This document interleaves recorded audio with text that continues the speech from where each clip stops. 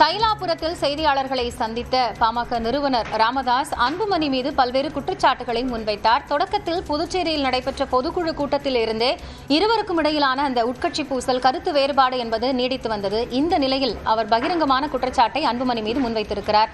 அந்த செய்தியாளர்கள் சந்திப்பை பார்க்கலாம். தோட்டத்தில் வசிக்கின்ற நான் உங்களை பாசத்தோடு வரவேற்கிறேன். இடையிலே சில வியாழக்கிழமைகள் நாம் சந்திக்க முடியவில்லை. ஆனாலும் நம்முடைய சந்திப்பு ஒவ்வொரு வியாழக்கிழமையும் மகிழ்ச்சியோடு இருக்கும். என்றும் அதுபோல் மகிழ்ச்சியோடு தான் இருக்கும். சில செய்திகளை உங்களுக்கு, இது எங்கள் கட்சியை பற்றி செய்திகள், எங்களுடைய கட்சியை பற்றி செய்திகளை நீங்கள் பல முறை கேள்வி கேட்டிருக்கின்றீர்கள். நானும் பதில் சொல்லியிருக்கிறேன். இந்த வகையில் தருமபுரியில் ஒரு கூட்டத்தில் அன்புமணி பேசியது நீங்கள் பார்த்திருப்பீர்கள். நானும் பார்த்தேன், நாடும் பார்த்தது.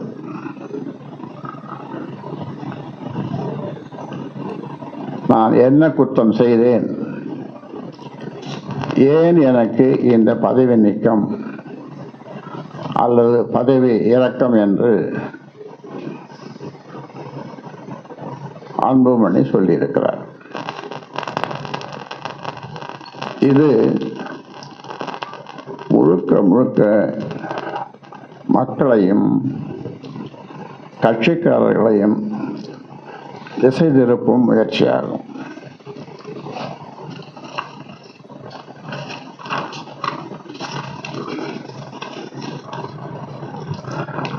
தான் செய்த தவறுகளை மறைத்து மக்களிடமும் கட்சிக்காரர்களிடமும் அனுதாபம் பெற முயற்சித்திருக்கிறார். இருப்பினும் அதற்குண்டான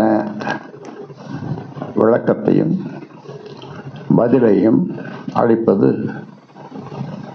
எனது கடமையாகும். அன்றே அந்த மண்டபத்தில், KRS மண்டபத்தில் நீங்கள் கேள்வி கேட்டீர்கள், இதே கேள்வியை கேட்டீர்கள். அதற்கு வியாழக்கிழமை பதில் சொல்லுகிறேன் என்று சொன்னேன். சரியா? என்று பதில் சொல்லுகிறேன்.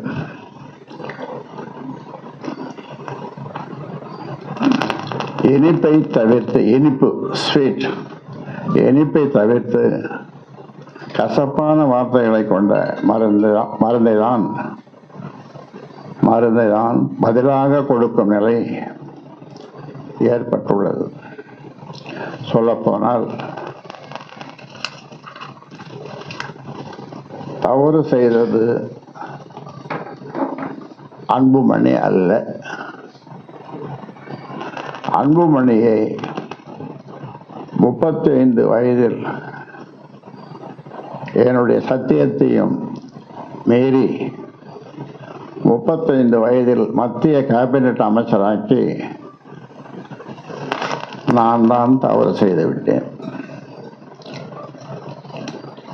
என்ன தவறு செய்தேன் என கேள்வி கேட்டு என்னை குற்றவாளியாக மக்கள் மத்தியிலும் கட்சிக்காரர்களிடமும் அடையாளம் காட்டி அனுதாபத்தை பெற முயற்சிக்கிறார். நான் அதற்கு பதில் சொல்லித்தானே ஆக. அன்புமணிதான் தவறு செய்தவர். தவறான ஆட்டத்தை துவக்கி முதலில் அடித்து ஆட ஆரம்பித்தது அன்புமணிதான். ஏதோ நான் போகிற போக்கில் சும்மா சொல்லிவிட்டு போகவில்லை. ஆதாரத்தோடு இன்று ஒளிவு மறைவின்றி நடந்ததை அப்படியே வெளிப்படுத்துகின்றேன். பாண்டி பொதுக்குழுவில் என்ன நடந்தது? நீங்களும் வந்திருந்தீர்கள். வந்தீர்களா இல்லையா? வந்தீர்கள். உலகமே பார்த்து அதிர்ந்தது. ஒட்டுமொத்த பொதுக்குழு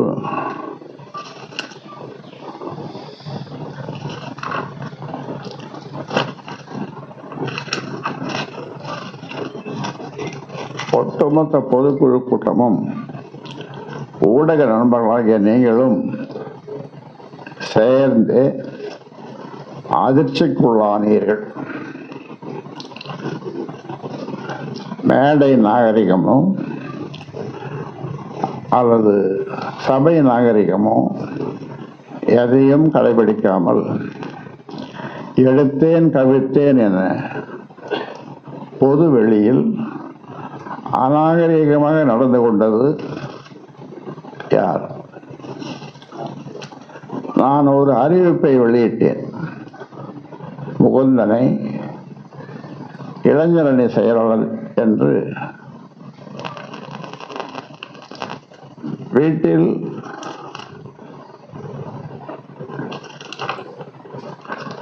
எனக்கு உதவியாகவும் கட்சியில் அன்புமணிக்கு உதவியாகவும் இருக்க முகுந்தனை நியமனம் செய்தேன். சுவற்றில் வீசிய பந்து திரும்புவது போல உடனே மேடையிலேயே மறுப்பு தெரிவித்தது சரியான செயலா? மேடை நாகரிகம் கருதாமல் அனைவரின் முன்பும் காலை ஆட்டிக் கொண்டிருந்தது சரியான செயலா? மைக்கை தூக்கி என் தலையில் போடாத குறையாக டேபிளில் வீசியது சரியான செயலா? நான்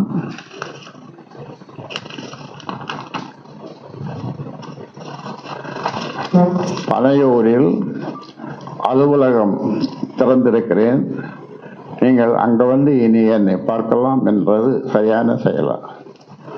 தொடர்புக்கு தொலைபேசி எண்ணையும் கொடுத்தது சரியான செயலா? 4 சுவற்றுக்குள் பேசி முடிக்க வேண்டிய விஷயத்தை நடுவீதிக்கு கொண்டு வந்தது யார்? அழகான ஆளுயர கண்ணாடி என்ற கட்சியை ஒரே நொடியில் உடைத்து நொறுக்கியது யார்? கட்சியை ஒரு நொடியில் உடைத்ததை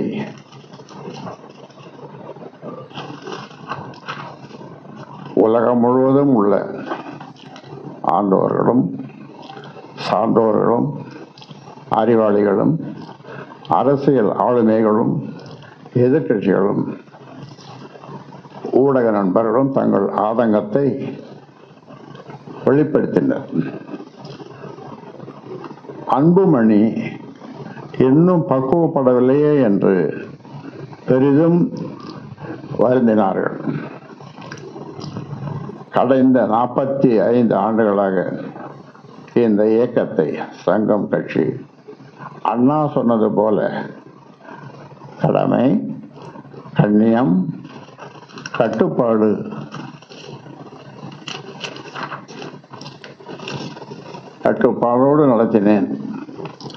நடத்தி வந்தேன்.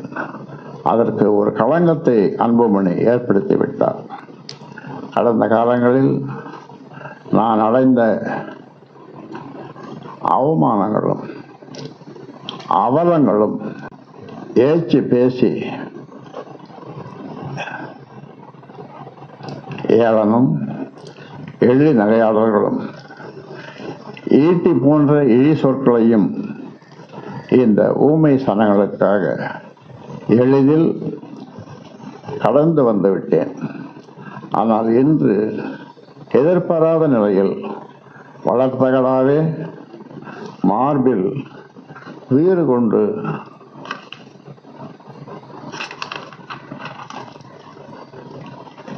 இடித்ததில் நான் நிலை குலைந்து போய்விட்டேன்.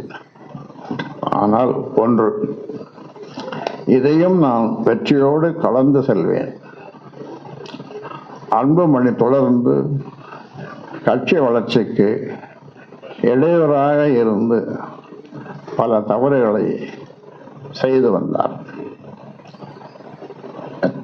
நிறைய சொல்ல முடியும், ஆனால் ஒன்று ரெண்டு தான் சொல்றேன். உதாரணத்துக்கு, தமிழ்குமரனை இயக்க வளர்ச்சிக்கு பயன்படுத்திக் கொள்ளலாம் என்று முடிவு செய்யப்பட்டது. தமிழ்குமரன் உங்களுக்கு தெரியும், திரைத்துறையில் இருக்கிறவர், ஜி.கே. மணியினுடைய பிள்ளை. அவருக்கு இருந்த உலக நட்போடும்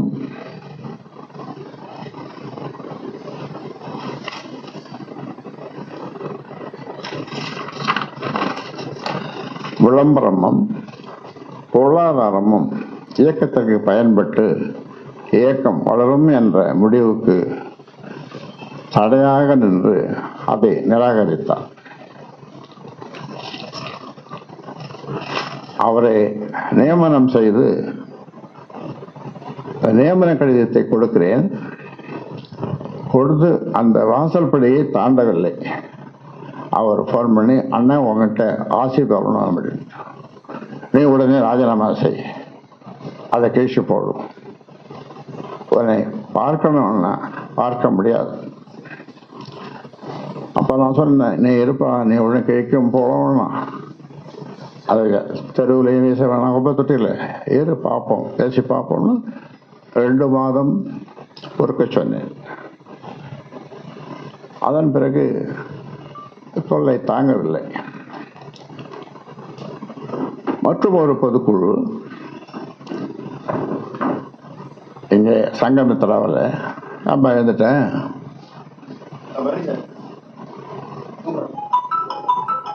உட்காரு, மீதியை கேட்டுப்போம்,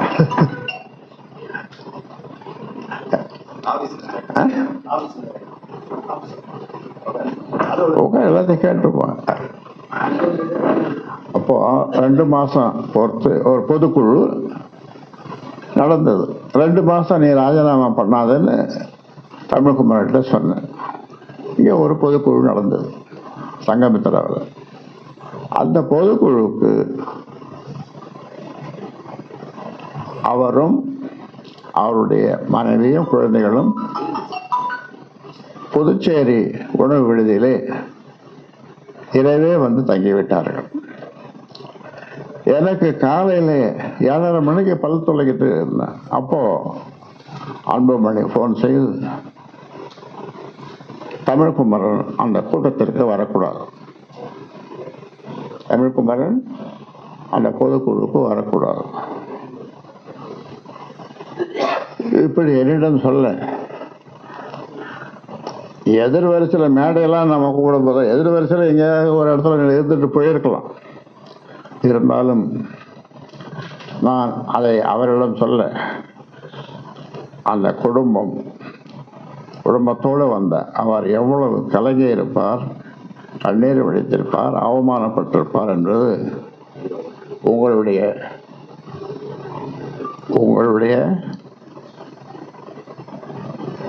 என்ன சொல்றது,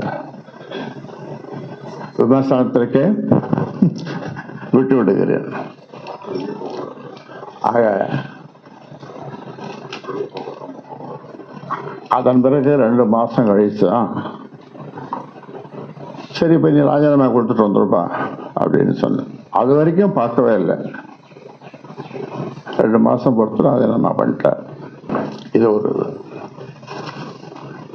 அதே செயல்தான் முகுந்தனுக்கும் நடந்தது.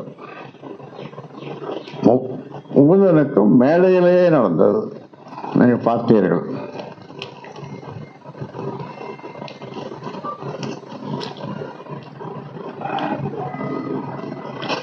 அதே மாதிரி தாய் என்னன்னு சொல்லுவாங்க?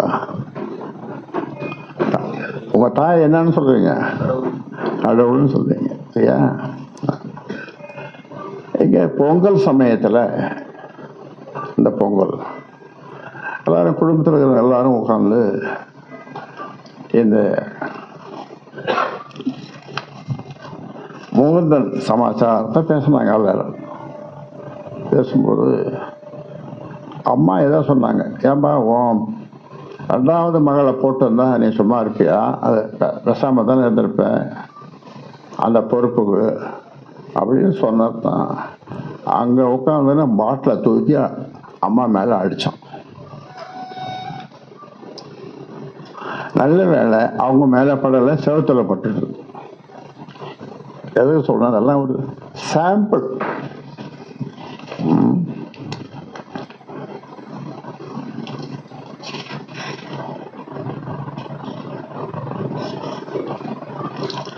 கட்சியினுடைய நிர்வாக குழு கூட்டங்களில் யாருடைய கருத்துக்களையும் ஆலோசனைகளையும் ஏற்பதில்லை, வெளிப்படுத்த வாய்ப்பையும் அளிப்பதில்லை. எத்தனை பேருப்பா? 19 பேர்.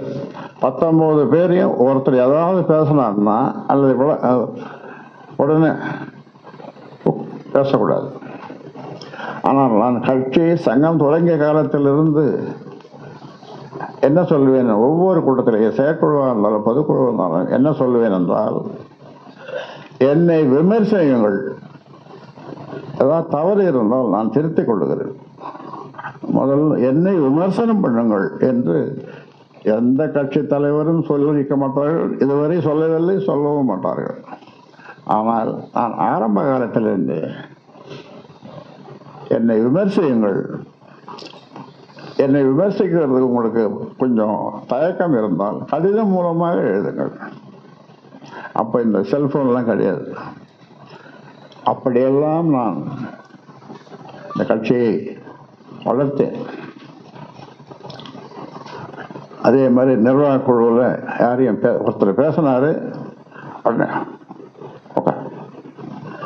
ஒன்று நான் அவர்களுக்கெல்லாம் இதை பேசுன்னு சொல்லி வர சொன்னேன்னு சொல்லலாமா?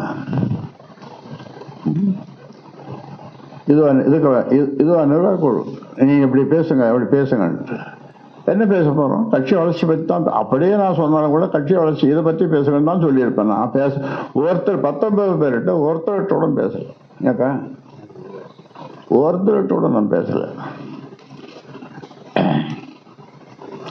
அதனால அப்பதான் நான் சொன்னேன் அந்த கூட்டத்தில், உனக்கு தலைமை பண்பு கொஞ்சம் கூட இல்லை. என்ன பண்பு? தலைமை பண்பு. ஆங்கிலத்தில் லீடர்ஷிப் குவாலிட்டிஸ் என்று சொல்வார்கள். அது உனக்கு கொஞ்சம் கூட இல்லை அப்படி என்று சொல்லி அதை முடிச்சிடணும். அதாவது என்ன செய்யணும், ஒரு தலைவர் என்ன செய்யணும், ஒவ்வொருத்தருடைய கருத்துக்களையும் தாராளமாக சொல்லுங்கள். என்னை விமர்சனம் பண்ண சொல்ல தாராளமாக சொல்லுங்கள், நான் குறித்துக் கொள்ளுகிறேன். ஒவ்வொருவருக்கும் 19 பேருக்கும் நான் பதில் சொல்லுகிறேன் அப்படின்னு சொல்லியிருக்கணும். அதான நிர்வாக குழு சொல்லு. ஆனால் ஒருத்தர் பேச ஆரம்பிச்சாரு, போட்டு கடிச்சு குதறிட்டார் அவர். அப்புறம் எல்லாருமே நமக்கு எதுக்கு இந்த ஒம்பு, நமக்கு எதுக்கு இந்த ஒம்பு, அவ்வளோதான். இதுதான் நிர்வாக குழுவுடைய லட்சணம். அப்புறம் கட்சியினுடைய வளர்ச்சிக்காக தருமபுரி, சேலம் போன்ற மாவட்டங்களுக்கு நான் போயிட்டு வரலாமேன்னு போனேன். ரொம்ப நாள் ஆச்சு போய், தேர்தலுக்கு பிறகு போகலை. எனக்கும் ஒரு மாதிரியாக இருந்தது.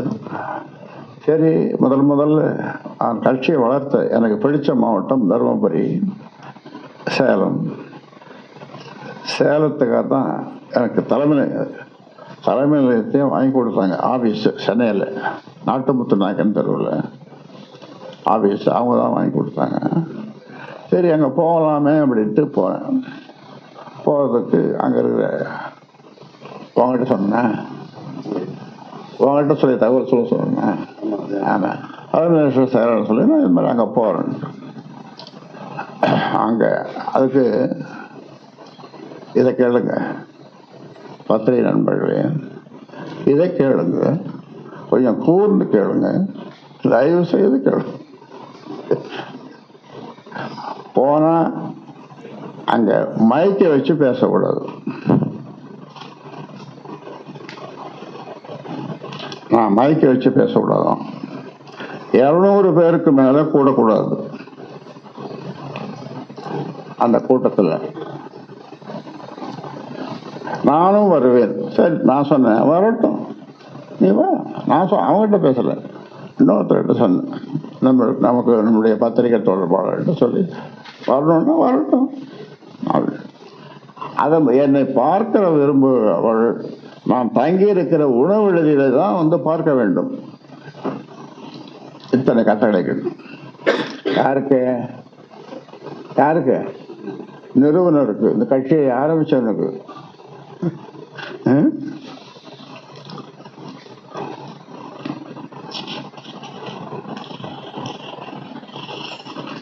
திருமண மண்டபம் கூடாது, தங்கி இருக்கும் அறையிலேயே இருந்து கொண்டு நிர்வாகிகளை சந்திக்க வேண்டும். இதெல்லாம் ஆர்டர்.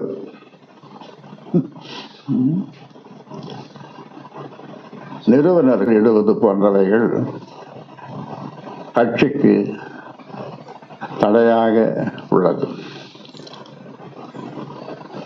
நான் உங்களை கேட்கிறேன், யார் உழைத்து வளர்த்த கட்சி? யார் யாருக்கு கட்டளை இடுவது?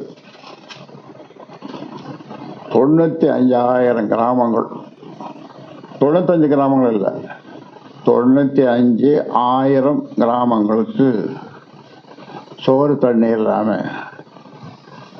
அத்தனை கிராமங்களுக்கு போய் வந்த கால்கள் என் கால்கள். அப்போ வண்டி கிண்டி ஒன்றும் கிடையாது, செல்போன் கிடையாது, ஒன்றும் கிடையாது. பஸ்லேயே நின்று அப்படியே, பஸ்ஸில் இடம் இருக்காது, அந்த இதை பிடிச்சிக்கின்னு அதையே அப்படியே தூங்கின்னு போவேன். எங்கேயாவது ஒருத்தன் இறங்கினாங்கன்னா தப்புன்னு போய் உட்காந்துக்குவேன்.